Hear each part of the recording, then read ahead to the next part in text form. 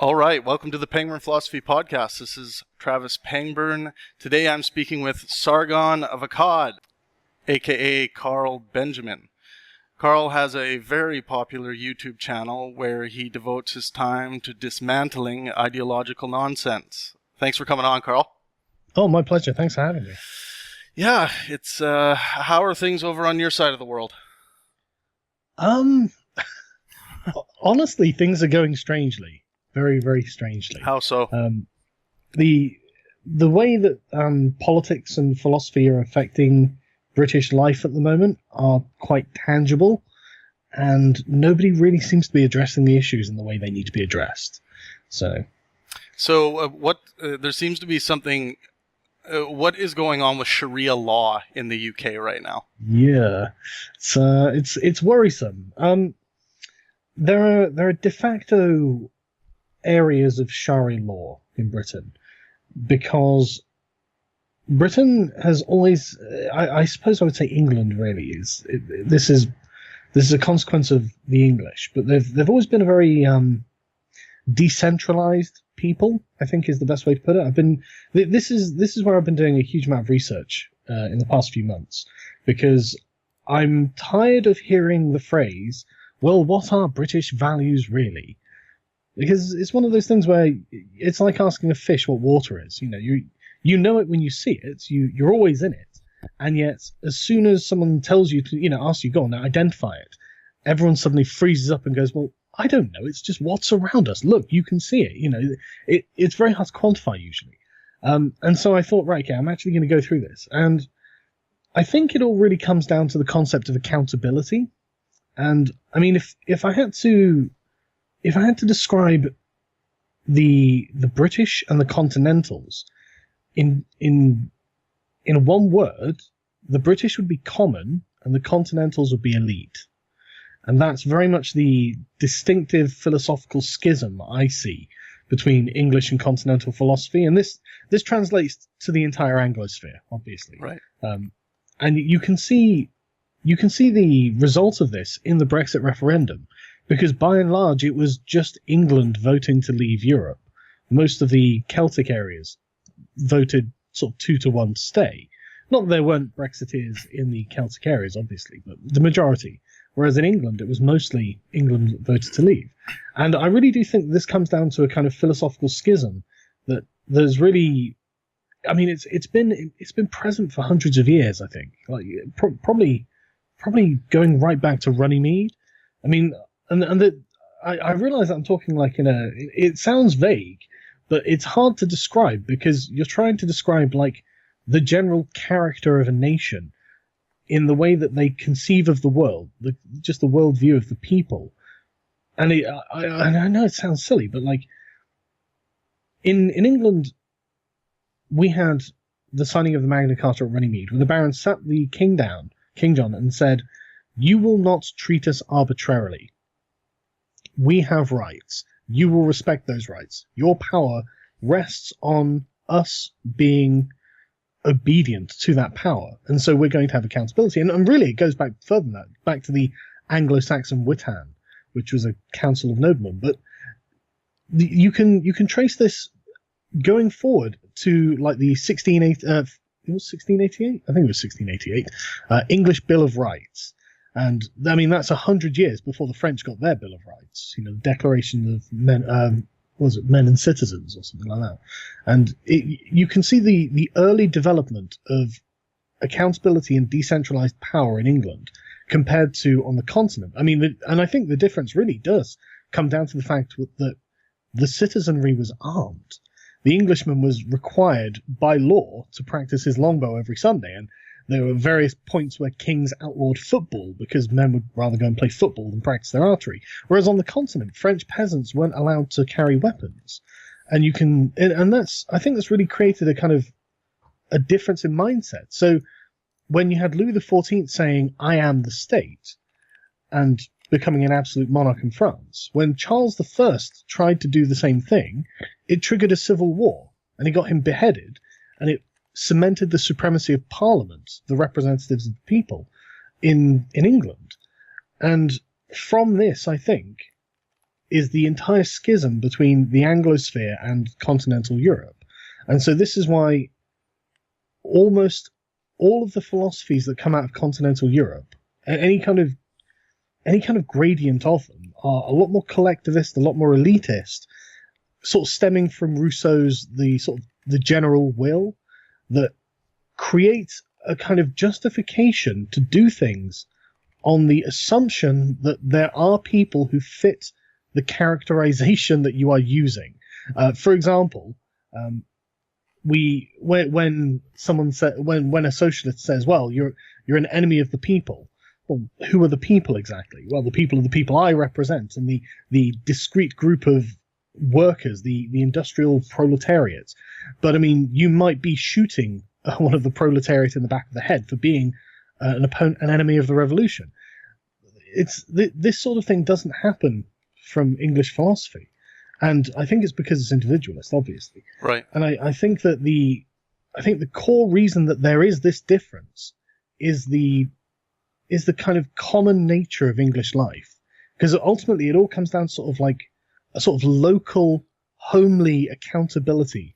Whereas in the continent, it's more elite and glorious, frankly. That one of the things I've noticed but when researching into this, is it's hard to find glory in England.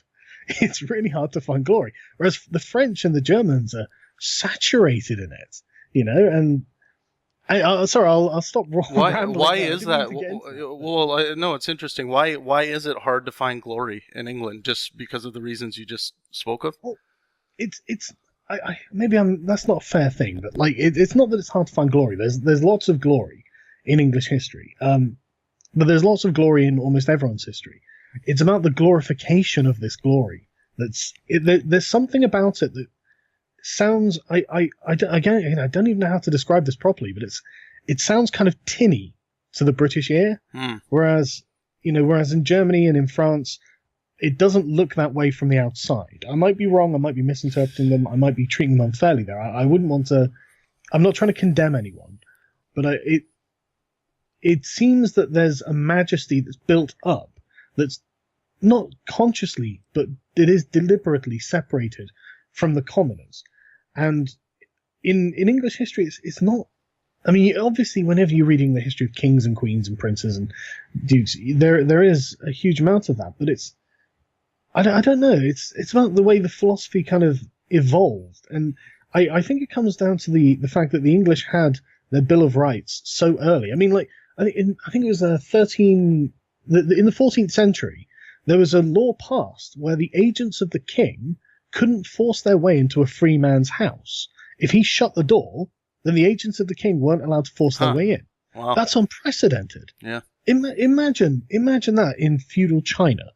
It's an incredible innovation in civil rights, and so I don't know. I'm still exploring this train of thought. But you seem pretty baffled by this because it is baffling, right?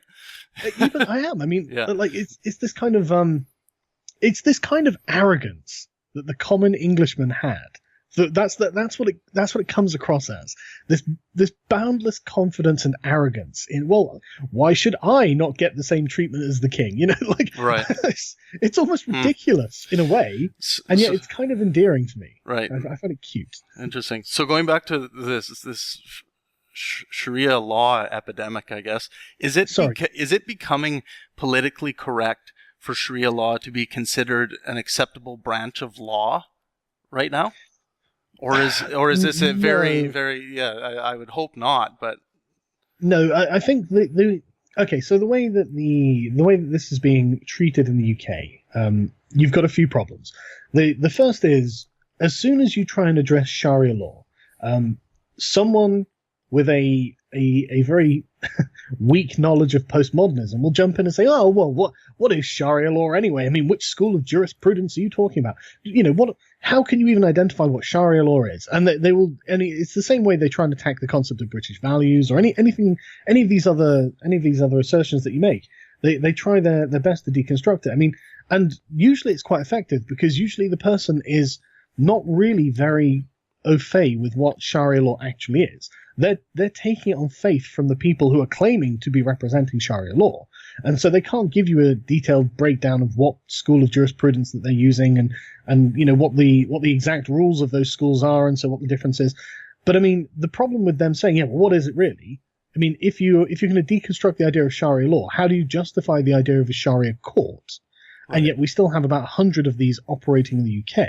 So there must be something called Sharia law, and they must require a Sharia... Sorry, they call it a council and not a court because it doesn't have any actual legal standing. Right. But it does have de facto standing. And when you've got very close-knit, conservative, highly religious communities that really are not well integrated into the local population and actively, push away outsiders, these become, like I said, de facto, and they may as well have all of the force of law backed by the state, even though they're not. And there's a great reluctance in British public life at the moment to address the fact that these even exist. Most people, and getting back to the sort of localism of English life, usually people are free to associate in any way they want. And so when you present a Sharia court, it's very easy to present it in the English mold of, well, this is all about free association. These people decided that they wanted a Sharia council, and they will present themselves for arbitration because it's part of their Islamic faith. Who are you to judge? So, well, that's true, except there's compulsion involved. There's an awful lot of compulsion involved. If not the actual physical compulsion of, say, husbands forcing wives, the compulsion of mass censure from their own communities. So we can't pretend that these courts are being freely used. And then you get into the plight of ex-Muslims in Muslim communities being forced to by the fellow people in the communities to engage in these courts, and honestly being persecuted by people if they admit they're an ex-Muslim. So they're not being approved of, but they're not being dealt with. And we would not be the first state in Europe to ban Sharia courts anyway, if we did. And I find it very uncomfortable to have a two-tier legal system. And then people say, well, what about the Jewish courts? I'm like, well, I'd be happy to ban them too, frankly. I'm sorry. Yeah. So what's the reason why they're not getting on this and banning them? Is this PC? Oh, political correctness. Yeah. Without a doubt. I mean, people outside of Britain don't seem to understand the depth by which political correctness has infected the public life in this country. The fear of being called a racist or a xenophobe or an Islamophobe, any variant of that term, has absolutely crippled the police departments in some ways and the judiciary in some ways. Well, these terms are being thrown around so often, it's amazing that they hold any weight anymore at all. You would think that, wouldn't you? Yeah. But for some reason, people are still afraid of losing their jobs. They're still afraid of losing their friends. And honestly, you could find yourself committing a hate crime, and you could actually go to jail. Mm-hmm. We don't have free speech in this country, I'm afraid. Yeah, I was just going to jump into free speech. So a lot of people always are confused with what the dangers are of losing the ability to exercise your free speech. I mean, to me, this is simple. It's fundamental in being a critically thinking human being. And what are the dangers in losing your ability to exercise this? Well, You're exactly right. You can't be a critical thinker if you don't have the ability to freely express yourself. Because if you have an idea that you can't express, you can't develop that idea by speaking to someone else and getting their opinion on it, and adding that to your own and gradually forming an informed worldview. So you become myopic and anti-intellectual. But more importantly, I think, is the fundamental necessity of free speech to a liberal democracy. Because, and this is something that it goes right back to the very roots of liberal political theory. If we agree that violence does not a civil society make, then we agree that the state has to be invested with the monopoly on force. It has to be. So we can live our lives in peace. So we don't fight with each other. So we don't need feudal laws. This is the whole point. And if you say there are certain things you cannot talk about, if you restrict people's speech on certain subjects, then what you are doing is saying that these subjects will never become a public problem. If these subjects do become a public problem, and you still prevent people from speaking on them, then the only recourse people who have a problem with these subjects have is violence. Right. Because they can't be solved with debate, dialogue, a cultural change, and then a change in the laws, which is normally how a problem is solved within a democracy. And this is why the parliamentary system doesn't tend towards revolution.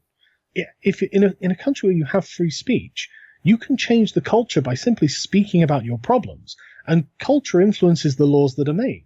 The laws that are made then tend to reflect the culture, and it becomes a cycle, sort of an evolutionary Darwinian cycle, rather than what becomes instead a Hegelian cycle, where you get the thesis that represses its antithesis, and eventually they come into violent conflict. I don't think that's a good idea. I prefer the Darwinian model. And I think that this is what free speech does. It allows problems to actually be addressed before they become problems that are insurmountable and can only be solved with violence. Yeah.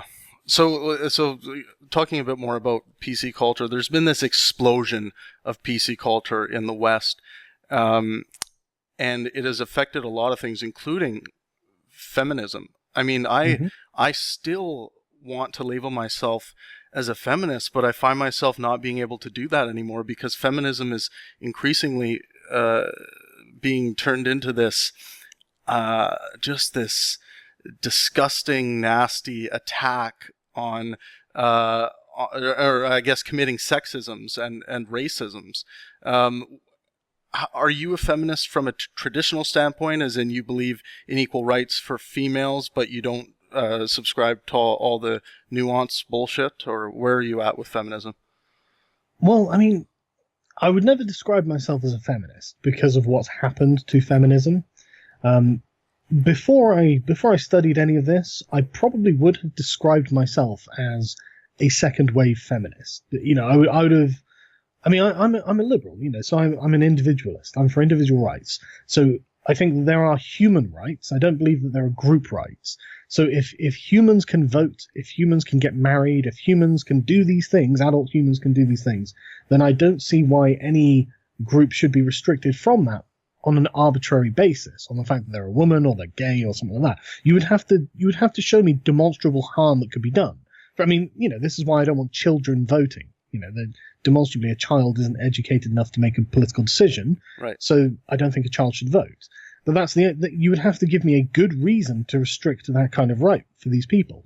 And I can't see a good reason. If women can work and they pay taxes and they can serve in the armed forces and they can serve in state, I mean, for me, there's no argument why they shouldn't enjoy the same rights as everyone else. So I've always viewed the world that way, and I assumed that that's what feminism was. Right. But it's not. It's not anymore. Feminism. Honestly, feminism really has only been conquered in the recent past by intersectionality, right? Which is, as Jordan Peterson accurately describes it, and I think he takes this from Stephen Hicks, who I've interviewed, and he's absolutely right on this. I think it's a deliberate form of deconstructionism to fall back on a certain kind of Marxist moral philosophy, and it really does. And when Jordan Peterson says something like the postmodernist, the Marxist lie of white privilege, he's correct. The entire worldview is dichotomized between oppressor and oppressed. And as a liberal, I just don't have that worldview. That's a Marxist worldview. I don't agree that everyone is being oppressed by someone else, or every class, is being oppressed by another class at all times. I right. just don't agree, and I don't agree that. This and every premise that comes from this, you have a moral duty and a right to hate your oppressor. Do you want to be hateful? Do you want to find yourself imbued with this kind of hatred? But if you walk into this kind of mentality, you don't have a choice. You'll end up that way. So yeah, I wouldn't call myself a feminist because of what feminism has become. But I'm definitely a woman's rights advocate. But I'm also a men's rights advocate. I'm a human rights advocate. Yes. Same with me, and I think it's just much more constructive to deal with these problems of abuse or harassment or, you know, this perceived prejudice on an individual basis. Oh, absolutely. I just don't like this idea of grouping people together and saying that this has this has happened to them because they happen to be this colored skin. It's like, well, I mean, let's take a look at the individuals and see if they have been affected by this. And if they have, let's hold those who have affected them negatively responsible if necessary, if the offense is worth pursuing.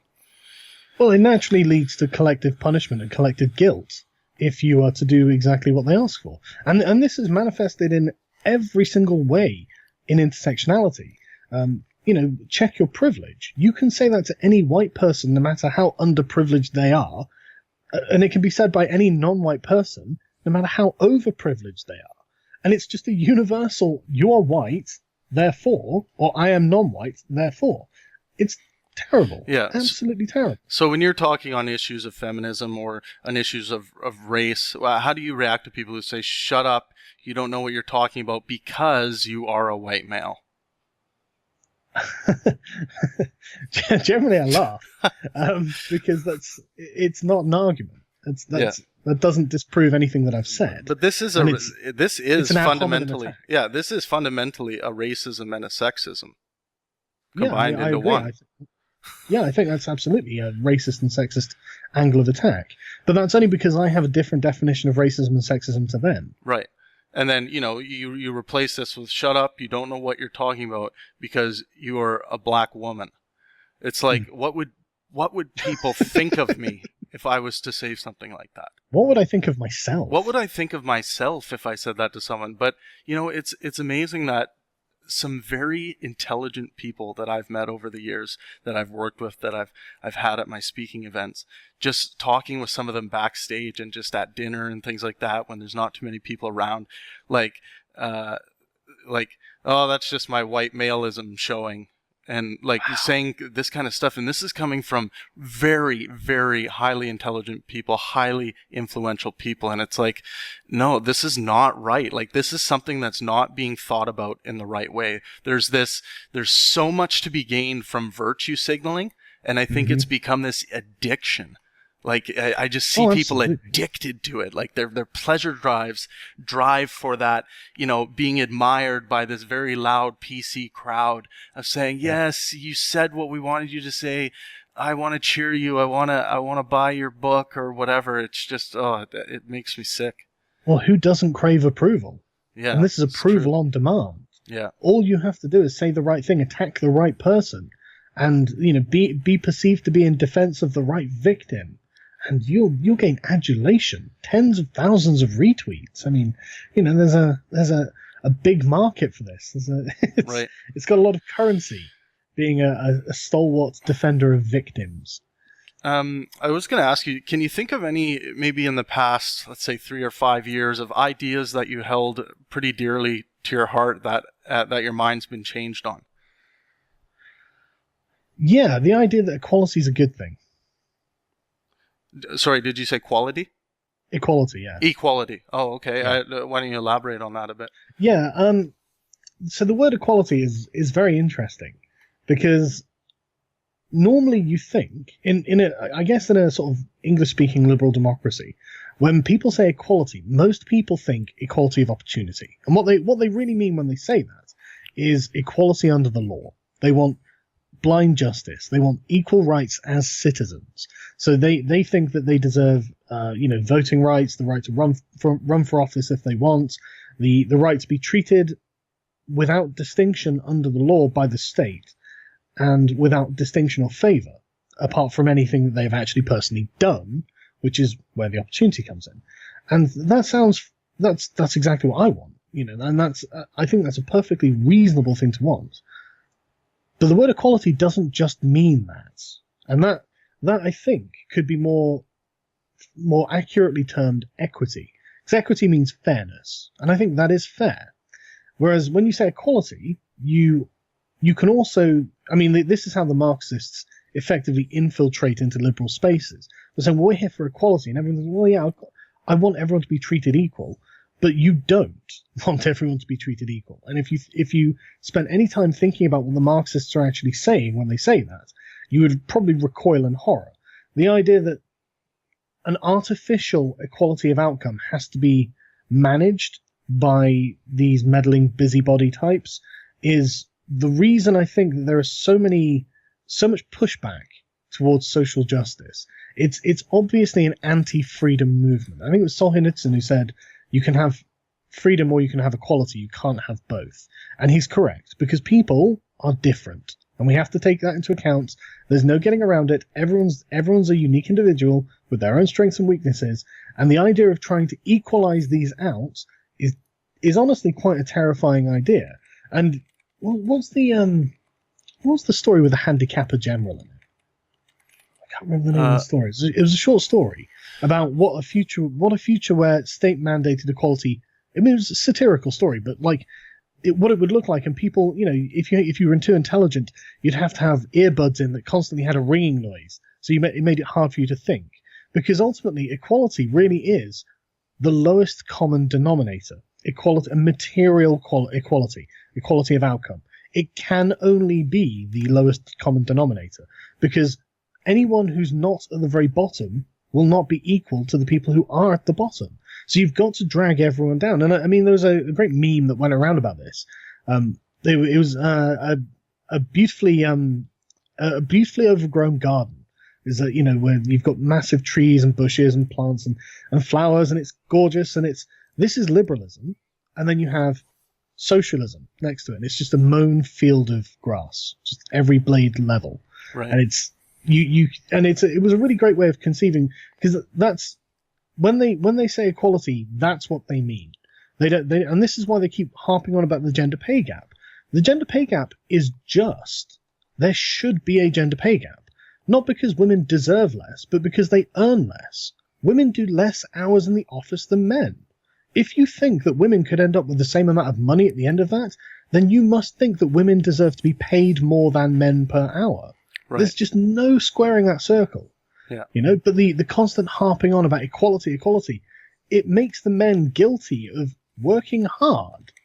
And honestly, it's kind of a way of reverse shaming the women for not working hard enough. Yes. I'm speaking as a really lazy guy. I hate working. I respect the female decision there and not going into work. I would do the same. I think these guys who spend all their days in the office are wasting their time. They should get out and enjoy life more. Right. But yeah, that's the key thing I think that's really flipped in my thinking. Yeah. So equal opportunity versus equal outcome being the. I think everyone should have the opportunity to earn as much as someone else, but they need to bring, if they want to up themselves to that level, they need to bring, the same level of education or all the other tools that the other person's bringing to the job. And this is outside of your gender, outside of your race. This is like, as a business owner myself, I can't imagine someone that would ever apply the thinking, I think I need a woman in here next, so I'm only going to look at women's resumes, or I think I need a black person in here, or a Chinese person, because statistically they happen to be stronger at math than white people. It's like, this crap doesn't come into my mind.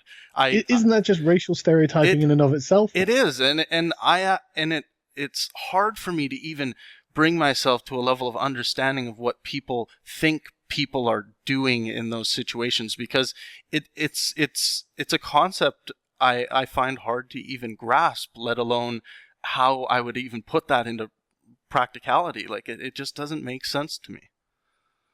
I mean, I just want to kind of defend the idea of hiring, say, a black person or a woman on their own sex. Sure. There are definitely times where you will need someone who is black. I mean, for example, if you wanted to make a movie about Shaka Zulu, you're going to need to hire a black actor to play Shaka.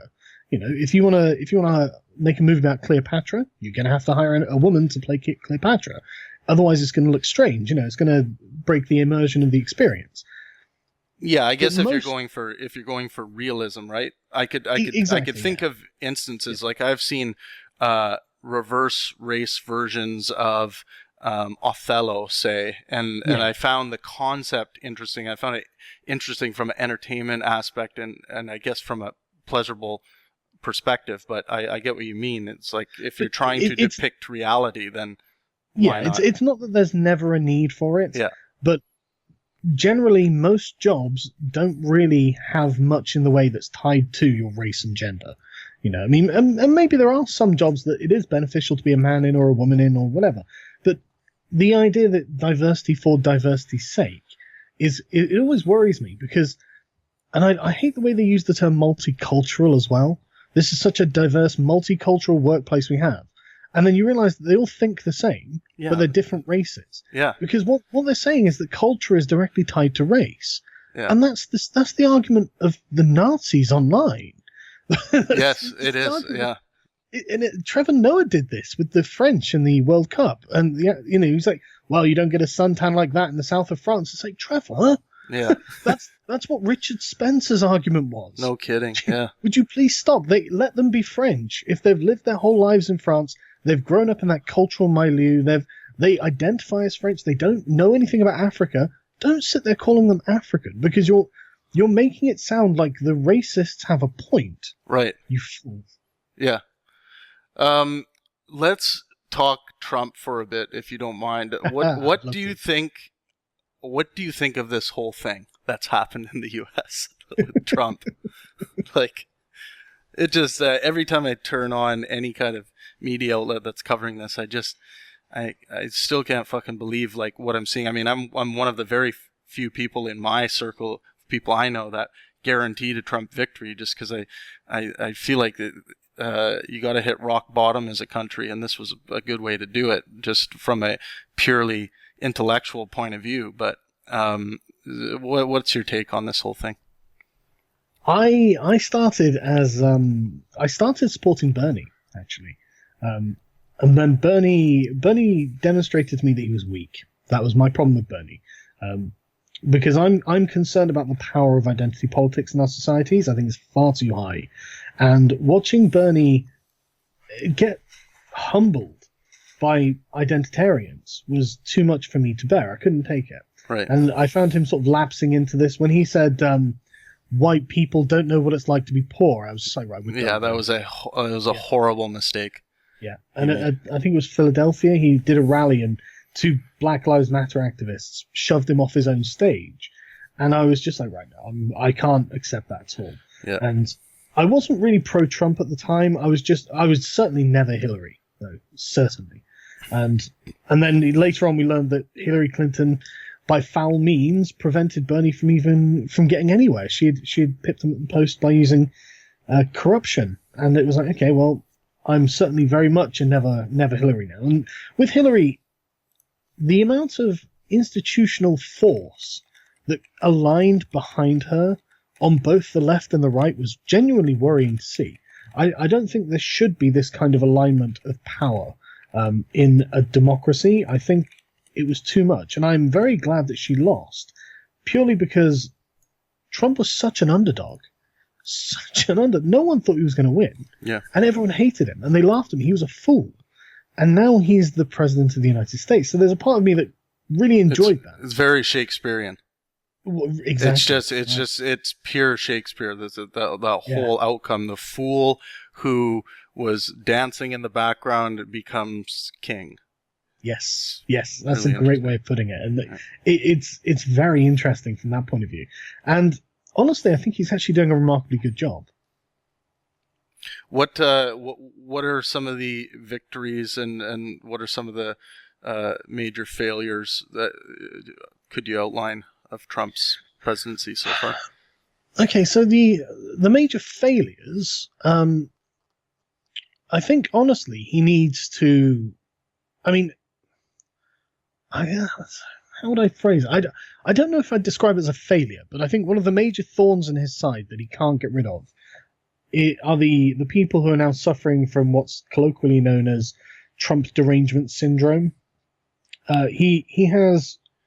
I mean, I've never seen. I've followed American politics for about a decade, and I've never seen the kind of vitriol that Trump receives. I mean, they just irrationally hate the man to the point where they're openly revolutionary. You've got Maxine Waters saying we need to harass those people in public, and literally using the word harass.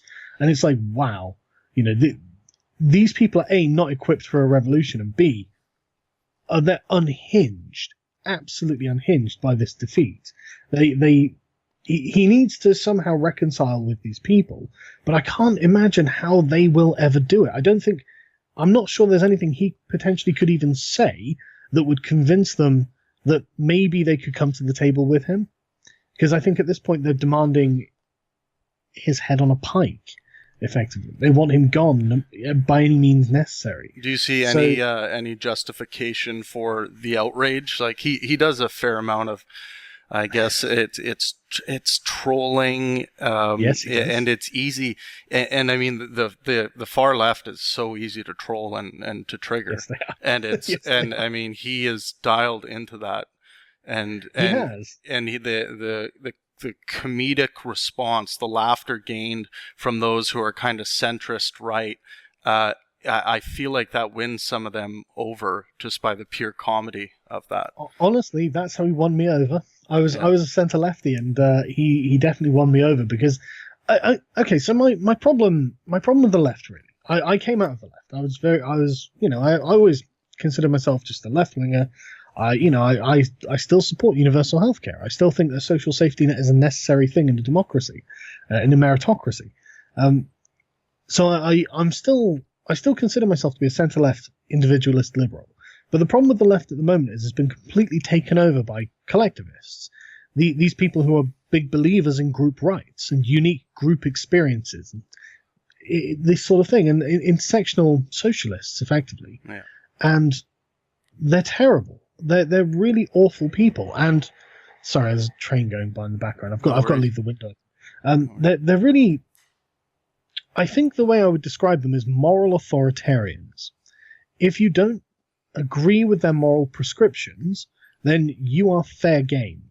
You are fair to publicly humiliate. You are fair to get fired. You are fair to ostracize. You are fair to bully. You are fair game if you don't agree with their moral standards. Right. And because of the natural sort of virtue signaling potential of this, they tend towards purity spiralings, and the level of moral virtue required is constantly being ratcheted up. And right. So inevitably more and more people fall outside of this. And it's an oppressive force. And it's difficult to resist unless you know how to resist it. And most people don't. Most people, when they're being accused by a progressive mob on Twitter, they naturally go, oh, well, I'm really sorry. I wasn't trying to offend people. Right. But they don't realize that their capitulation is their submission. Right. Because now they've agreed to all the premises on which they're being accused, and they're never going to forgive them. Because normally when you apologize, forgiveness comes afterwards. The person you apologize to, like if we're having a one-on-one conversation and I offend you, you say I'm offended. Oh, sorry, I didn't mean that. Okay, no worries. You've apologized. You let it go. It doesn't matter. But not with the virtue signaling progressive mob. This becomes one thing just on your record, your moral record, that becomes part of your public persona, and this will never be let go. And so Donald Trump just inverted this and just pushed. He just said, I don't care. And it's the only way to deal with this. Because if you're not going to be forgiven after you apologized, never apologize. You can't apologize to that person, because the only reason they would extract an apology from you is to make you subservient to them, to make you submissive, to gain control over you. And Donald Trump simply refused to be controlled. And I think that's the most powerful force in politics in the West at the moment. And do you feel like you were pushed out of the left by the left, or was it more you were attracted to some of the ideas that Trump had, or that the right possess? Oh, I was virtually physically ejected from the left. Right. When I started objecting to identity politics. I said, yeah, but I'm a liberal. And they were like, well, that's a right-wing position. Oh, really? Liberalism is right-wing now, okay. Interesting. I suppose it can be, but I mean, it depends on what you think's acceptable. But no, I mean, Donald Trump's really not very ideological. He's not really very much of a sort of mold breaker in many ways, philosophically. No, yeah. Honestly, he's not that smart, but he's got a good gut instinct, and that's what he plays on. And honestly, a lot of his success, I think, has come from that. But I mean, really, if you said to Donald Trump, right, Donald, I'm for individual rights, how do you feel? He'd be like, yeah, okay. I'm for democracy. Like, yeah, okay. He's not gonna question any of these sort of classical liberal precepts. So it's not so much his ideas that I'm attracted to with Donald Trump. It's the fact that he's basically prepared to be a moral wrecking ball to this giant glass house that they've built that needs to come tumbling down so we can actually have a dialogue and stop political correctness stifling us all. Yeah, I see PC culture infecting some of the, like I was saying, some of the most reasonable minds I've ever had the opportunity to speak with. I see it infecting even the best minds, and I don't like it. And I don't see Trump as a great president for the simple fact that I like someone who has kind of a conscience that's always working, always processing, and not too, kind of gunslinger. Like I see Trump as very much like kind of a gunslinger, and then the obviously the right or the far right see him as this gunslinging hero, but I kind of see him as this very unpredictable force that I don't think he could ever say, despite what many on the left would say, I don't think he could ever say the wrong thing that's going to start a nuclear war. Like, nuclear wars don't happen that way. I think that this is a false... it's just not. It's not something to be worried about. But are there? Would it be better if Donald was more intelligent and he could? He was more philosophical about how he went about things? I think so, because I think you can be that and also be what he is doing. Yeah, I mean, it's hard to suggest that being more intelligent would be a bad idea for the president of the US. But I completely agree with you that he's not going to start a nuclear war, and via Twitter. It's not going to happen. Yeah. And honestly, I think people are growing used to the fact that he mouths off. And the thing is, he's had a long history of a larger-than-life public persona. Everyone knew what Donald Trump was like. Yeah. He was famous, for crying out loud. Well, they got what they voted for. Like, they got literally the man who they voted for is still the same man today. Like, absolutely. I don't think he has changed whatsoever, even despite maybe learning, he is that same force that was voted for. So kind of you get what you pay for. Yeah, and I mean, honestly, in many regards, he's doing a great job. I mean, your economy's doing fantastic at the moment, even with him entering into this trade wars. And he's bringing the EU to heel. He'll probably end up bringing China to heel. He's done this. He's done great in North Korea. They've actually started sending back remains. They're actually holding up their end of the bargain. There's no way Obama would have got something like that, because I think people need to remember that when you're dealing with dictators or regimes that don't value human rights, you can't talk to them as if they are a democracy. Like there are so many people like, well, why don't you shame that person for his record on human rights? Because he doesn't care. That would be a very bad dealing strategy, to go in there and start pissing on the guy for stuff he's done. A, you're not flattering or pandering to his ego. Yeah. But B, it's not an issue he can be shamed on. Yeah. But threatening him with destruction, that's something he's very, very cognizant of. Yeah. And something that he can, he knows. And suddenly he's making friends with South Korea. And the South Koreans were saying, well, this happened because of Donald Trump. And I think that's true. I think it's completely true. That's a major win for Trump. De-escalating tensions with North Korea is fantastic.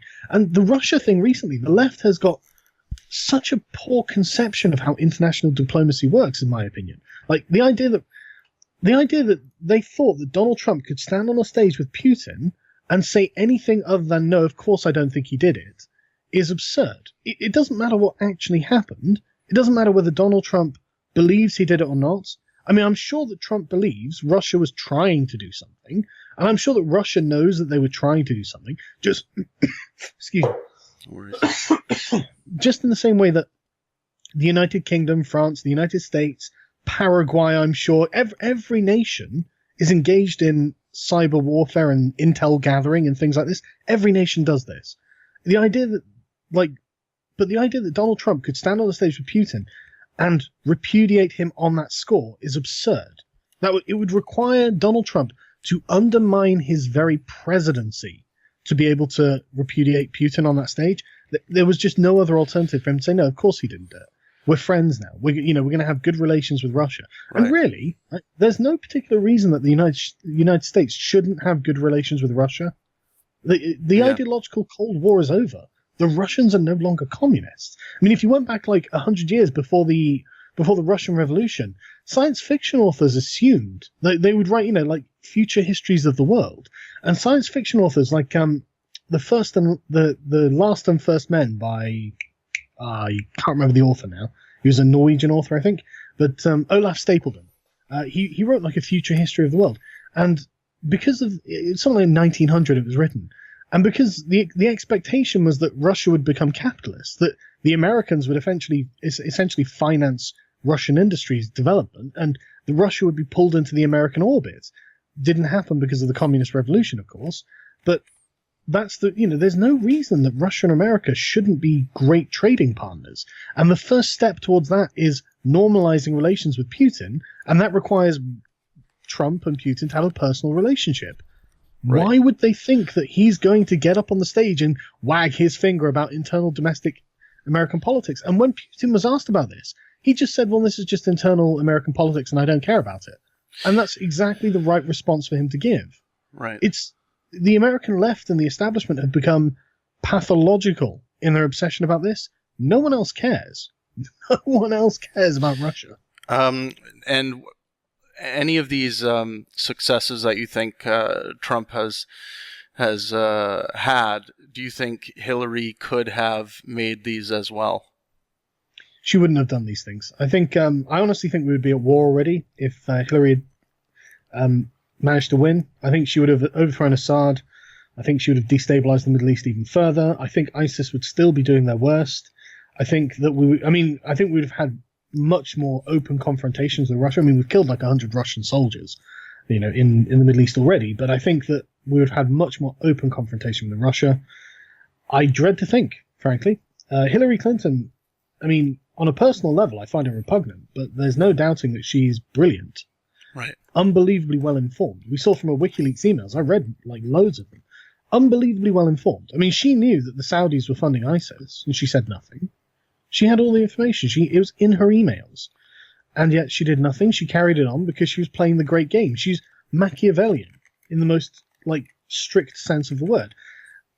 And she was part of the globalist elite. Donald Trump is a nationalist. He's the complete opposite ideologically. Right. So I thought we would finish with, I just got back from Dublin and London. We did two massive large-scale events up there. I was at the London one. Oh, you were? Oh, okay. Interesting. What did you think? I was kind of disappointed, actually. I did a video review of it. I don't know. I enjoyed the back and forth, but honestly, I'm an atheist and I've never been religious, so I'm not really interested in the question of God. Right. For me, it's interesting and abstract if that's what you're into, but there were far more important, pressing, contemporary problems Jordan Peterson, Douglas Murray, and Sam Harris are thinkers who I have nothing but phenomenal respect for. I adore each of these guys for different reasons, in different contexts. And I was excited to have them on the stage. And I thought, okay, well, they've had like an hour of talking about God. Okay. At least we'll get to the Q&A. And then they skipped the Q&A. I was, oh, God. So by the end of it, I was frustrated more than anything else. Right. It seemed like a missed opportunity to me. Yeah, when I think about the God issue, the reason why I like to put so much time into it is because we still have people hacking at children's genitals because of what they believe a God has told them to do. Sure. And when I wake up in the morning and I feel and I think about how I want to affect the world, I usually think about children's safety first, and I do think there's a trickle down effect from this intellectual discourse into parents' minds when they eventually get access to this content or they're watching. So I think shaking one's belief in God is a great thing, and I think Jordan Peterson's forcing a lot of fundamentalist religious minds to actually start thinking about, well, maybe I need to move from fundamentalism to this metaphorical approach. Sure, I'm not trying to downplay the importance of what they're doing. I'm speaking very much from a personal perspective there. Right. I'm not saying there wasn't import. Yeah. But I think there are also, one of the reasons, that, in my opinion, that things like genital mutilation still exist in the West is because of the permissiveness of the politically correct establishment. It's such a strange phenomenon that in the West we look at the most extreme examples of religiosity from foreign cultures and assume that they are the norm, assume that they have to be catered to. Even though, if you went to any one of these countries, like Saudi Arabia has cameras in every mosque. Why do they do that? Yeah. To prevent jihadi radicalization, obviously. We don't do that in this country. Well, why not? Well, it might offend the jihadi radicals. Yeah. Well, I'm sorry, let them be offended, But, and there are loads of examples in Middle Eastern countries where it's actually the moderates that are actually in the driving seat in that regard, and they're actually relegating the extremists to the fringe and are actually policing them. And we don't do that in this. The abaya, the full, or the burqa, whichever one it is, the full body dress with the little letterbox eye slit. Yes. That's not legal in many Islamic countries. You're not allowed to wear that. Right. And yet in the streets of London and Bradford, constantly, we are providing a breeding ground for fundamentalist, highly conservative, theocratic right-wing Muslims. And this is not acceptable in many of their own countries, but we do it because we think that's what being tolerant is. And what we're doing is setting the stage for these people to be able to oppress people who are more moderate in their own communities. Because it's always the loudest and angriest and most fundamental that, if left unchecked, gain access to these things. Because these are the people who are the meddling busybodies of their society. I was trying to explain this to... I read a book by a professor who spent 2 years in Saudi Arabia, and he was very in favor of Islamic culture, and he found it very strange the way the people acted there. And coming away from it, it sounded very much like if you took an Islamic form of a social justice warrior and then gave them a country to run, it would look like Saudi Arabia. And so most Muslims probably don't want that. In the same way that most people probably don't want to live under the oppressive thumb of political correctness. And yet, because of political correctness, we indulge the most extreme and conservative versions of their religions as if they are normal.